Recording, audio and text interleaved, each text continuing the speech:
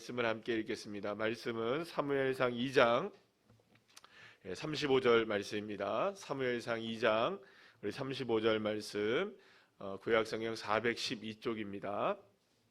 사무엘상 2장 35절 말씀, 우리 찾으신 줄 알고 우리 함께 합독하시겠습니다.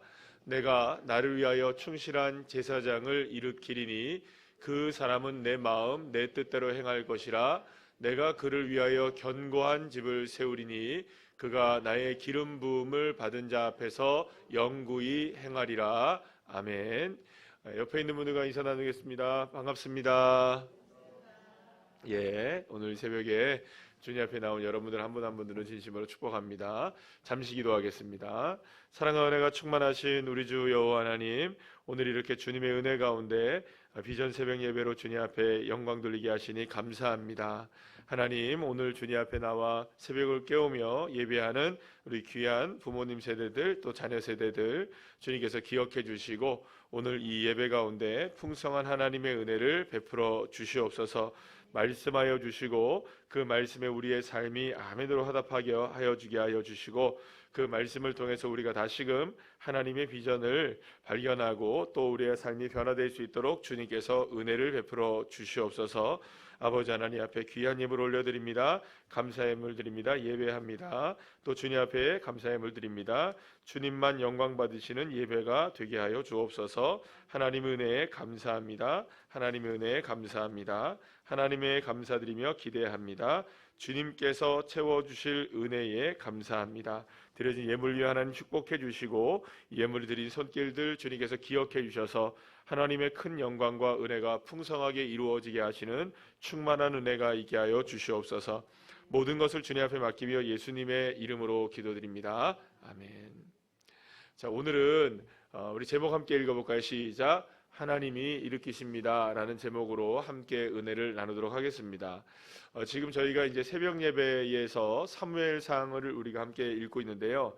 이 오늘 본문의 말씀도 오늘 토요일 큐티 내용 가운데 있는 말씀입니다. 그래서 오늘 말씀을 그대로 사실 그 다른 말씀을 한번 이렇게 제가 준비를 해보려고 했는데 지금 이제 사무엘상에서 지금 우리가 한나의 이야기 그리고 사무엘의 어린 시절에 관한 이야기가 이제 나오고 있는데 그 이야기가 가장 지금의 시점에서 우리가 비전 새벽 예배 말씀으로 삼는 것이 딱 합당하겠다라는 생각이 들었고요. 또 오늘 큐티 말씀이기도 해서 함께 그 은혜를 나누도록 하겠습니다. 사랑하는 여러분, 하나님은 하나님의 뜻을 이 땅 가운데 이루어 나가시기 위해서 단 한 순간도 멈추신 적이 없으십니다. 지금도 모든 것을 행하시고 계시고 이를 이루고 계시는 줄로 믿으시길 바랍니다. 오늘 이 시간 여기 우리 중고등부 학생들도 그 우리 수련회를 겸하여서 지금 하고 있어서 이 잠을 잤어요? 자기나 잤어요? 뭐 논다고 잠을 못 잘 수도 있고 내가 못 봤으니까 어제 저녁에도 우리 아이들과 함께 1시간 정도 예배를 함께 드리면서 말씀을 나눴었는데 애들이 진지하게 아이들이 잘 듣더라고요. 그래서 오늘도 이 시간에 은혜 주실 줄 믿습니다. 자, 그런데 하나님은 한순간도 단 한순간도 하나님의 일하시는 역사를 멈추신 적이 없다는 거죠. 우리가 생각할 때는 하나님의 역사가 멈추어진 것 같고 하나님의 역사가 보이지 않고 하나님의 은혜가 우리에게 손에 잡히지도 않고 하나님이 정말로 살아계시는 건가? 하나님은 정말 역사하시는 건가? 하나님이 뭐 이렇게 보이지 않으니까 우리에게는 그런 모습들이 이렇게 보이지 않으면 정말 하나님은 계시지 않은 거야라는 생각을 할 수도 있는 거죠. 여러분들 정말로 하나님이 보이십니까? 보이면 이상한 겁니다. 그죠? 근데 보이진 않아요. 그러니까 우리가 하나님은 계시지 않는구나. 하나님은 지금 역사하지 않는구나. 이런 생각을 우리가 할 수가 있다는 것이죠. 그러나 여러분들 분명한 게 있습니다. 따라합시다. 하나님은 역사하시고 계신다. 하나님은 일하고 계신다. 여러분 감사합니다. 여러분들 그렇게 믿으시기를 축복합니다. 그런데 오늘 우리가 이제 살펴보고 있는 이 사무엘상의 2장의 말씀의 내용은 어느 시대에 관한 이야기냐면 따라합시다. 사사시대. 사사시대의 내용이에요. 그래서 사사시대 가운데 이 내용이 이제 우리에게 보여지는 내용인데요. 사사시대는 이스라엘의 역사 가운데 가장 어두운 시대였어요. 이스라엘 역사 가운데 가장 암울한 시대였고, 그리고 또 하나님의 역사가 잘 드러나지 않았던 시대였단 말이죠. 그래서 사실은 이스라엘의 그 사사시대의 영적으로 가장 어두웠던 시대의 끝자락이 오늘 우리가 살펴보고 있는 이 본문의 위치가 거기에 있었어요. 그래서 3장 우리가 사무엘상 3장 1절 말씀 우리 다 같이 한번 읽어보겠는데요. 다 같이 읽어볼까요? 시작. 아이 사무엘이 여엘리 앞에서 여호와를 섬길 때에는 여호와의 말씀이 희귀하여 이상이 흔히 보이지 않았더라. 아멘. 여기서 보시면 여호와의 말씀이 어떻다고요? 희귀했다. 그리고 이상이 보이지 않았다. 이런 말을 쓰고 있는데요. 그만큼 하나님의 그 역사가 보이지 않는, 그러니까 그 사사시대의 끝자락에 이르렀을 때에는 정말 하나님의 말씀이 정말 계신가, 그리고 또 하나님은 정말로 우리와 함께 하시는가, 이게 희귀하고 보이지 않는 그런 시대를 살아갔다는 겁니다. 그래서 말씀이 희귀했다라는 것은 그만큼 보기가 드물었다라는 의미를 갖고 있는 것이죠. 그리고 진귀했다라는 의미를 갖고 있어요. 그래서 하나님의 말씀이 그만큼 드러나지 않은 시대, 그래서 정말 하나님은 살아계신가, 이거를 우리가 고민할 수밖에 없는 그런 시대가 바로 사사시대의 끝자락이었다고 볼 수가 있습니다. 그런데 여러분, 제가 히브리어를 찾아보니까 희귀하다는 말의 뜻이 뭐냐면 영어로 보면 레어라는 단어예요. 레어인데 이 영어 성경에서는 어떤 말을 쓰고 있냐면 베리 레어라는 말을 쓰고 있어요. 그럼 매우 희귀했다라는 단어를 쓰고 있는데, 이 히브리어로는 그 야카르라는 단어를 씁니다. 따라합시다. 야카르. 야카르라는 단어가 어떤 의미를 갖고 있냐면 희귀하다는 단어의 뜻을 가지고 있어요.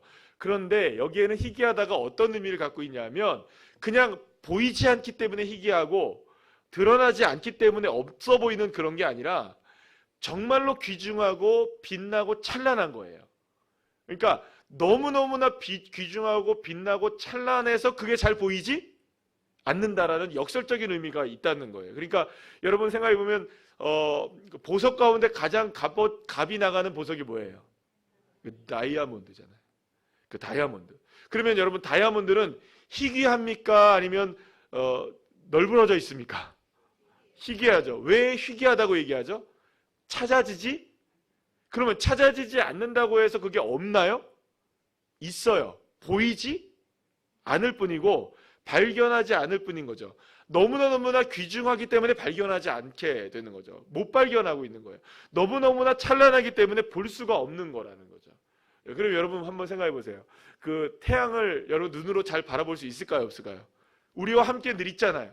그런데 태양을 우리가 바라보면서도 잘 바라봐지지 않죠. 왜냐하면 너무나 빛이 강하기 때문에 자칫 잘못하면 우리의 눈이 상할 수 있잖아요. 그러니까 너무 찬란하기 때문에, 너무 빛나기 때문에 사실은 그것이 잘 드러나지 않는다는 의미를 갖고 있다는 것이죠.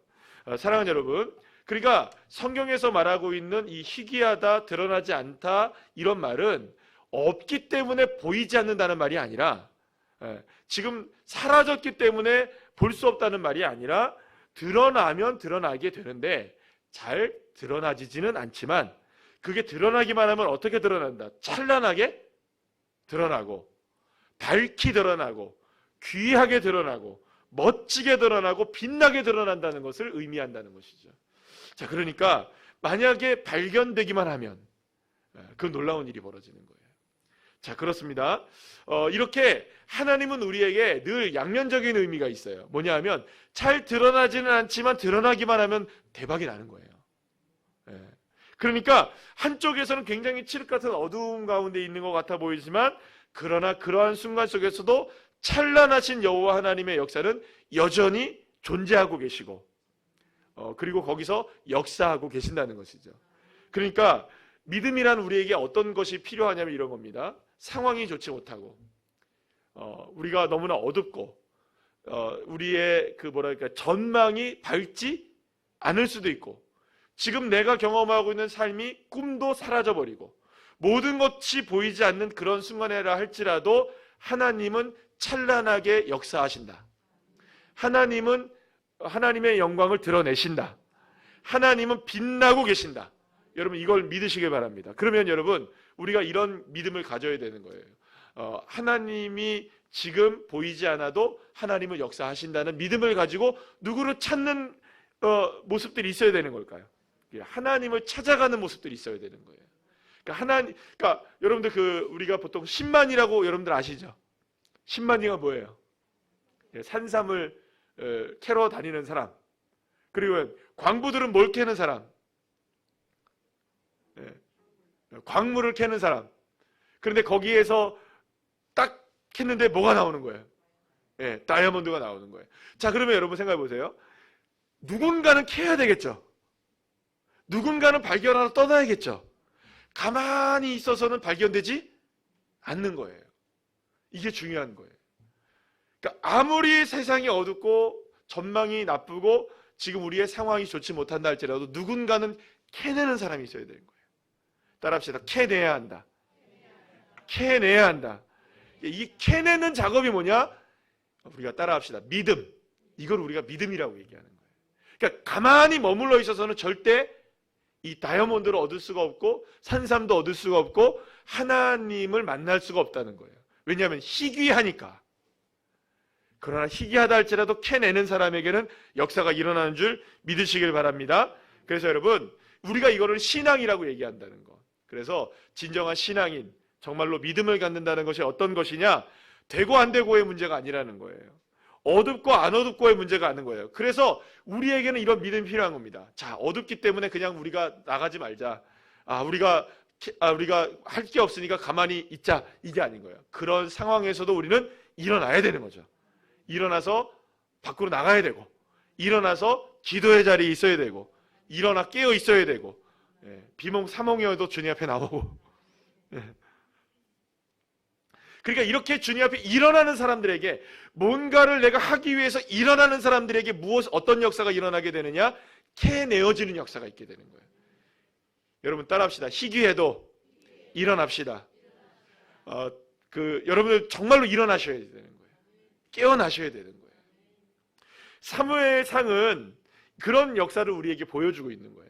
사무엘상에 처음에 등장하는 여러 사람들이 있는데 어떤 사람들이냐면 이걸 얘기하면 너무 길어요. 제가 어제 중고등부 설교를 해보니까 중고등부 아이들이 25분은 참더만요.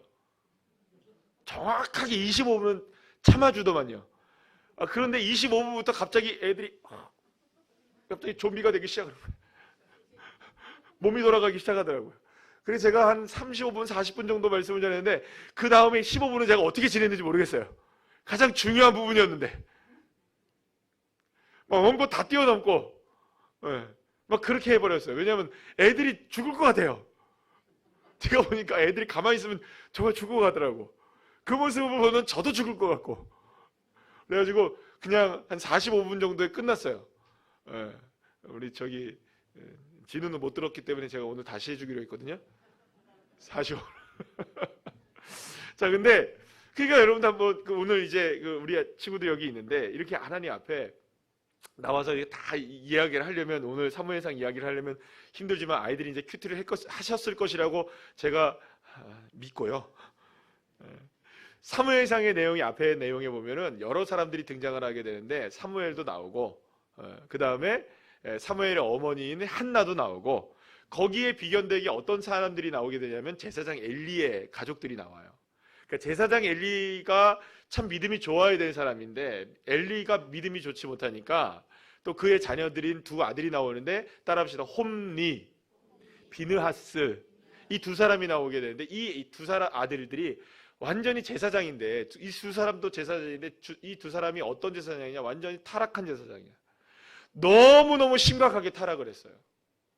그러니까 하나님 앞에 올라오는 재물 자기들이 다 가져가고 고기 맛있는 거 지들이 다 먹고 안 주면 막 뺏고 막 그리고 성전에서 이상한 짓 하고 막 너무너무 타락이 심각해졌던 거예요.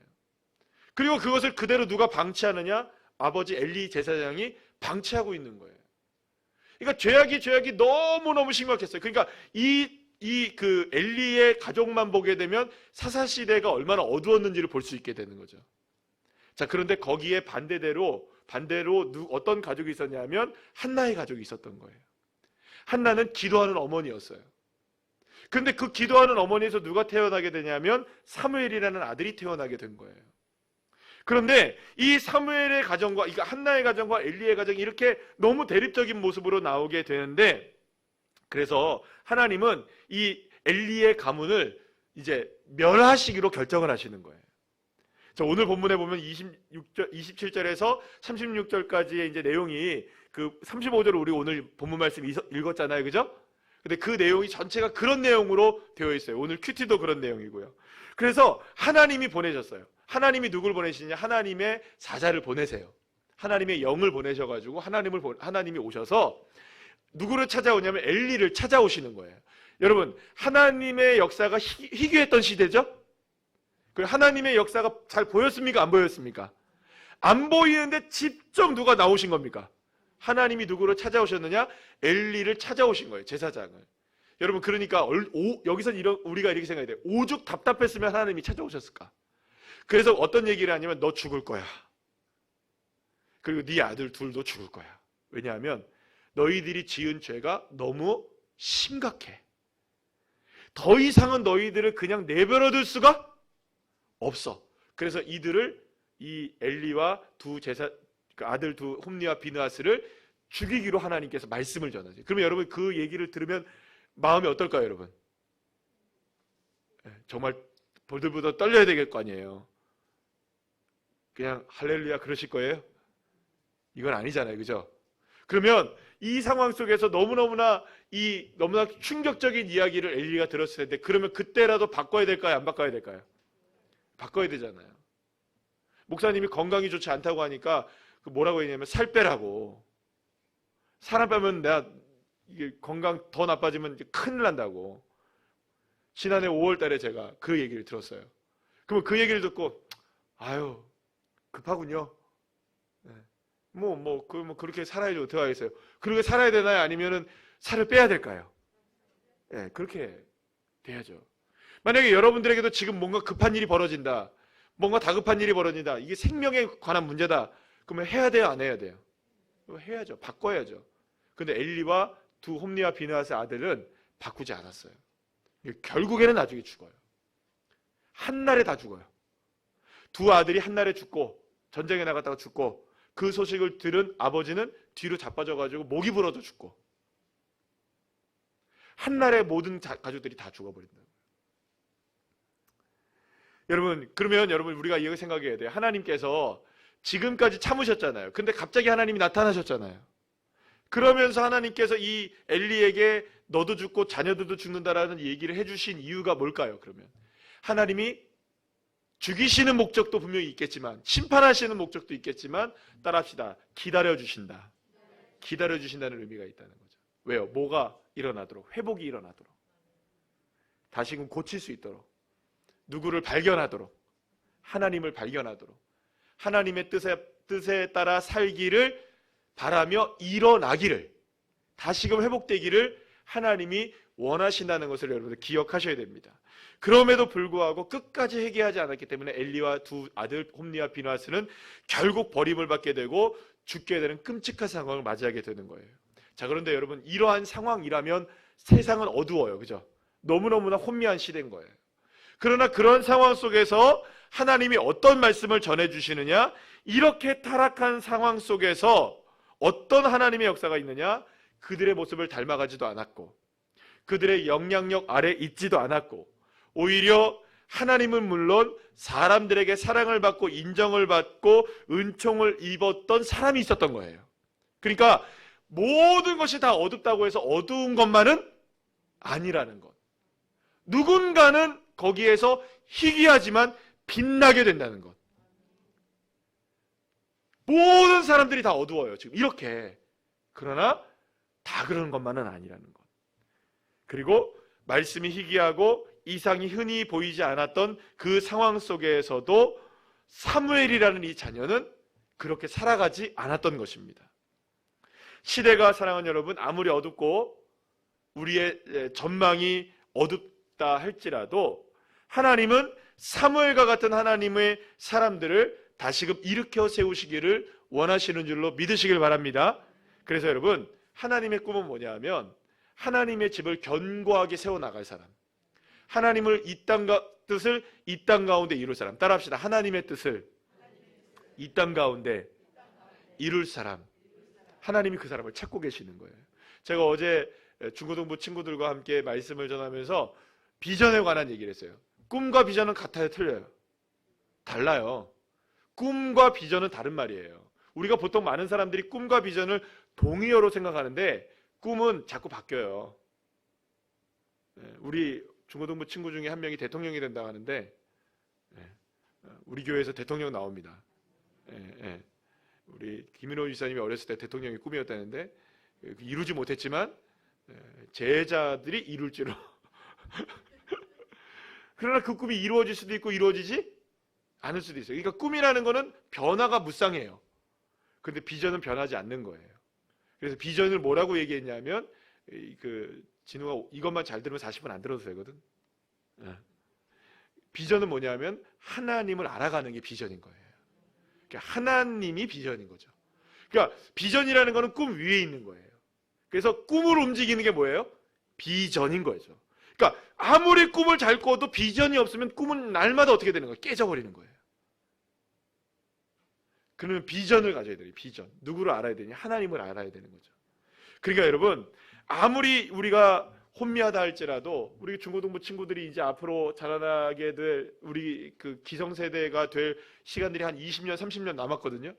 그러면 우리가 대한민국의 지금 20년, 30년 후의 모습이 어떻다는 게 지금 막 언론을 통해서 세상 보고를 통해서 막 나옵니까? 안 나옵니까? 나오잖아요. 뭐 이런 얘기 나오잖아요. 뭐 국민연금이 고갈될 것이다. 건강보험료가 이제 없어질 것이다. 그러면 얘네들 어떻게 살죠? 우리는 미안하다. 우리는 살 수 있거든. 니들이 나중에 책임을 좀 잘 져줘야 된다. 그러니까 사실은 우리는 어떻게든 살아가는데 남은 이제 우리 아이들이 이제 문제가 심각해지는 거죠. 이 시대를 떠받쳐 살아가야 되는 세상인데 이것도 안 좋아진다, 저것도 안 좋아진다. 수많은 것들이 안 좋아진다는 얘기밖에 없으니까. 여러분, 그러니까 여러분 더 암울해진 전망들이 막 쏟아져 나오고 있는 거예요. 물론 지금은 괜찮다고 하지만 지금도 여전히 지금을 살아가고 있는 우리 MZ세대들도 참 힘들어요, 여러분들. 너무 힘든 시대를 살아가고 있어요. 그래서 여러분 요즘에 우리 자녀 세대들이 가장 크게 생각하고 있는 바가 뭐냐? 따라합시다. 공정. 이 공정을 굉장히 중요하게 여기는 거예요. 왜냐하면 그만큼 무엇이 심하니까. 경쟁이 심하니까 같은 선상에서 우리가 공정하게 모든 것들을 봐야지. 공정하지 않게 부모 찬스 쓰고 비리 저지르고 또 무엇인가 다른 것으로 인하여서 앞서 나가기 시작하는 것이 보여지면 이 아이들이 참을 수가 없는 거예요. 그래서 여러분들 요번에 뭐 그런 거 있잖아요. 우리 울산에서 보면은 어떤 버스 기사가 5,000원 때문에 이 해고가 됐다면서요. 그런 얘기 들어보셨어요?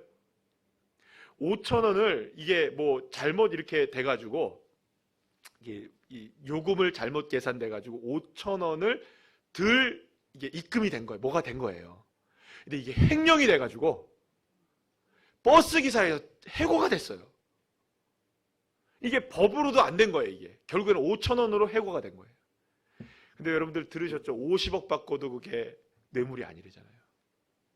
공정합니까? 아버지가 국회의원이라고. 이걸 누가 공정하다고 보겠어요? 50억을 받았는데 이게 뇌물이 아니다. 이게 퇴직금이다.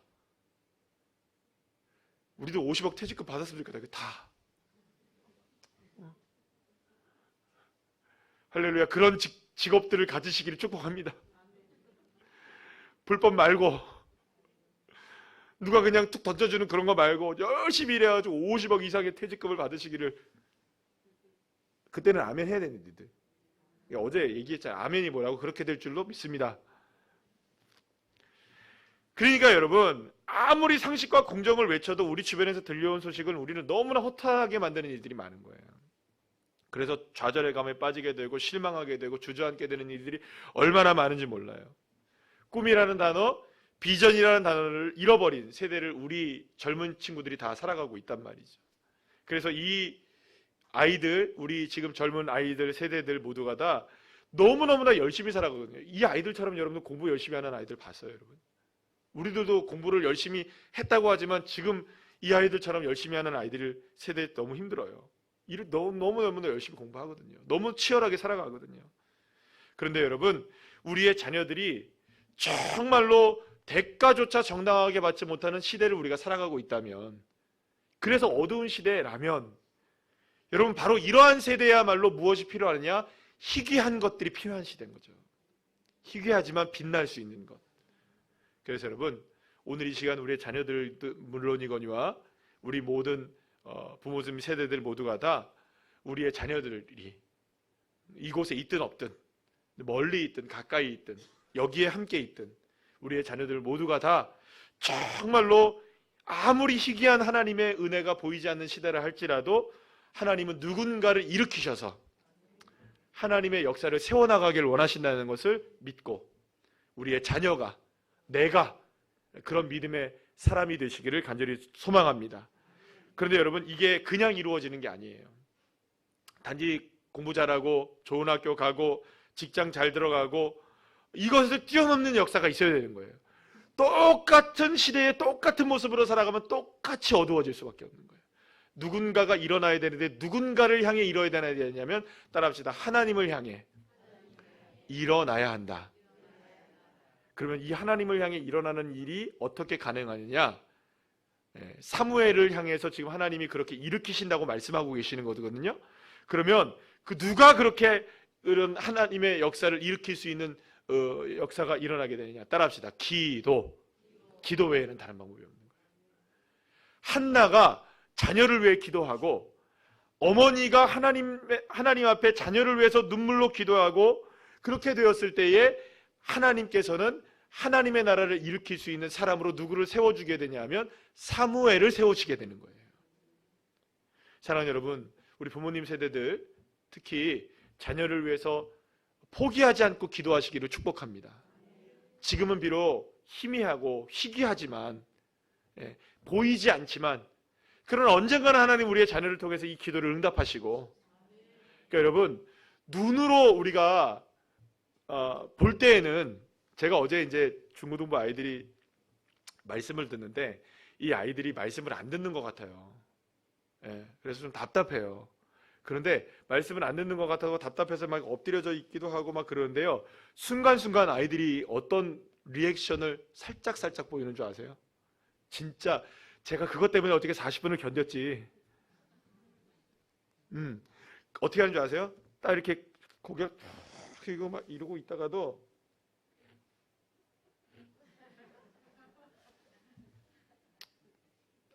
고개를 끄덕끄덕 하더라니까요.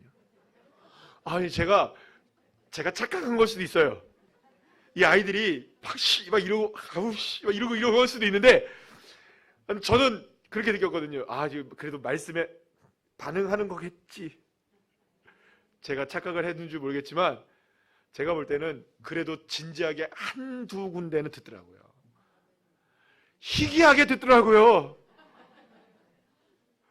근데 저는 그렇게 희귀하게 들어도 그 희귀하게 듣는 그 딱 1초 사이에, 여러분, 그 1초 사이에 성령께서 역사하셔서 그 마음의 말씀이 가슴팍에 새겨지게 하시고, 그래서라도 희귀하지만 하나님의 역사가 일어날 줄 누가 알겠습니까?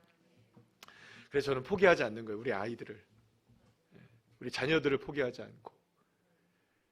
그래서 여러분, 우리가 무엇인가를 막 이야기해서 야 이거 안 돼요, 여러분들.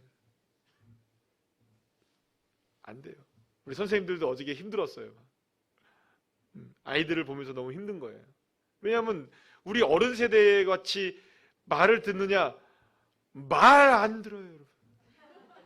미안하다, 여러분들. 말 들으면 여러분들이 아닌 거야. 그래서 내가 그렇게 생각했어. 어제는 밤에 이렇게 혼자 생각하면서 무슨 생각이냐면, 얘네들은 말을 안 들어야 정상이다. 말을 들으면 얘네들이 지금 이상한 거야. 부모님의 말을 안 들어야 정상이라는 것을 여러분들 정상적으로 생각하시기 바랍니다. 그래서 우리는 뭘 해야 하냐면, 이 아이들이 말에서 바뀌는 아이들이 아니라, 사랑하는 여러분, 우리 눈물로 기도해야 바뀌는 아이들이에요. 다른 방법이 없어요. 다른 방법이 없는 거예요. 이 아이들을 위해서, 우리 자녀들을 위해서 부모님이 내가 먼저 하나님 앞에 변화되어지고 내가 기도를 할 수밖에 없는 거죠. 나의 기도가 정말로 우리의 자녀들이 요만큼도 변하지 않는 것처럼 보여도요, 요만큼도 변하지 않는 것처럼 보여도 끊임없이 주님을 향해 기도하고 우리가 포기하지 않으면 반드시 하나님은 돌아오게 하시는 거예요. 여러분, 우리가 다른 건 몰라도 여러분들 그렇잖아요. 뭐 작은 자동차로 자기가 생각해 보면 유턴을 할 때에 작은 경차는 금방 쏙 돌아가요, 그죠? 근데 큰 대형차는 크게 돌아야 돼요. 이 반경이 크다고요.